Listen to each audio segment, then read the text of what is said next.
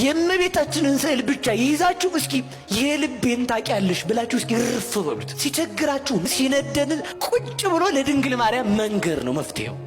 መጸለይም አይሆንላችሁ አትጸልዩ ግን አላልኩም።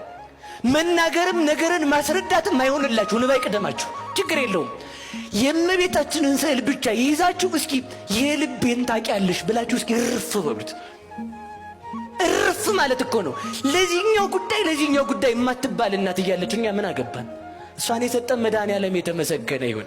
አሁንም ደጋግሜ እላለሁ እሷ የችግራችን መፍትሄ ናት። ሲቸግራችሁ ኑ፣ በረከት ያለው እዚህ ነው። ሲቸግራችሁ ኑ፣ ሰላም ያለው እዚህ ነው። ሲቸግራችሁ የእውነት ልንገራችሁ ቱክ የሚል ነገር አታብዙ። ዝም ብሎ ያለ አይደል ሲነደን ጨለማውን በፍጥጫ አርጋውን በእርግጫ የምንልበት ምክንያት እንደዚያ ሲሆን ቁጭ ብሎ ለድንግል ማርያም መንገር ነው መፍትሄው። ለምን መሰላችሁ? ባንነግራትም እንኳን ጥያቄያችንን ታውቃለች። ጽዮንን እመቤታችንን ምን በሏት? ክበቧት። ወተናገሩ በውስተ ማይፈድያ፣ በአካል ክፍሏ አውሩ ማለት ምን ማለት ነው?